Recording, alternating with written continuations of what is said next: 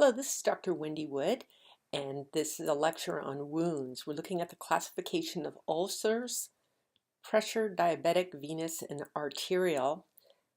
This is going to be a series of 4 different mini lectures. We'll begin with pressure ulcers.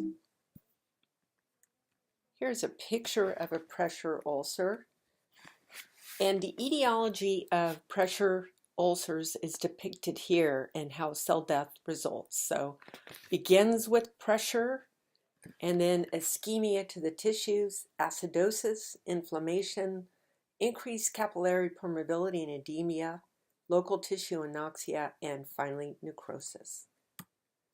So the etiology of pressure ulcers. Prior theories looked at pressure ulcer formation required of greater than 2 hours and pressure greater than capillary closing pressure of 13 to 32 millimeters of mercury. Now it's known that the formation of pressure ulcers is a combination of the pressure, individual hemodynamic factors, and body location. So those things can influence the picture. So with duration, there's an inverse relationship of pressure and time in the formation of pressure ulcers. When higher pressure is applied, an ulceration will occur in a shorter period of time. In contrast, if lower pressure is applied, an ulceration will not occur unless it's maintained for a long period of time. So the amount of pressure is really going to impact things. The etiology of pressure ulcers. So we know areas overlying bony prominences are at greater risk for ulcerations. Muscles are more sensitive to pressure than skin. Pressure ulcers may not develop for days after the pressure was applied, and extensive skin damage may already occur before skin changes.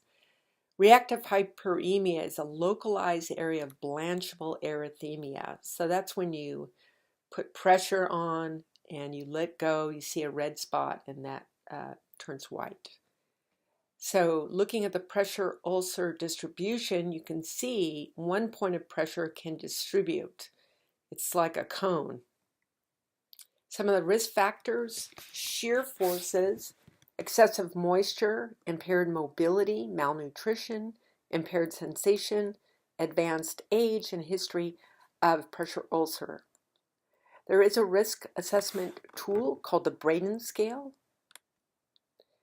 and this is really an interdisciplinary intervention. So education, positioning, mobility, nutrition, and management of incontinence. Looking at international classification, stage 1 would be a non-blanchable erythema of intact skin. Skin appears different from the surrounding area. Area may be painful, warmer, cooler, firmer, softer than surrounding tissue. Tissues involved could be superficial, but it may be the first sign of deeper involvement. Stage 2 begins with a superficial ulcer. It's shallow and crater without slough or bruising, and it could be ruptured. There could be an intact blister. Tissues involved are usually partial thickness, epidermis, dermis, or both. In a deep ulcer, you could have tunneling. Tissues involved, it's full thickness, epidermis, dermis, subcutaneous tissue, bone, tendon, muscle, and I should say also damage is not visible sometimes with the bone and tendon and muscle. There are ulcers that are unstageable, and this could be pressure ulcers with the base obscured by eschar or slough. The tissues involved, it's full thickness, and it's usually going to be a category or 3 or 4. Deep tissue injury, that's usually a local area of purple or maroon discoloration of intact skin or a blood filler blister. It could be painful, firm, warmer. Earlier, it's mushy and boggy or cooler than surrounding tissues, and may evolve and become eschar covered. Tissues involved are unknown in this case. So here's a schematic drawing looking at tissues being involved. You can see the crater gets deeper and deeper as you move to stage 4. So there's limitations to this. Stage 1 pressure ulcer is not an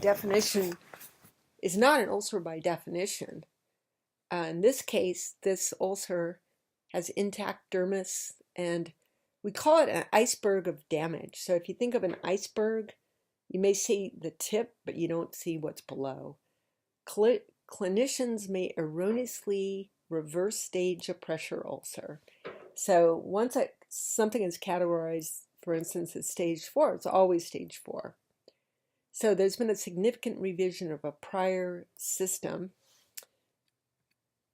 So here's the stage 1 and 2, 1 on the left and 2 on the right. You can see the blistering on the right.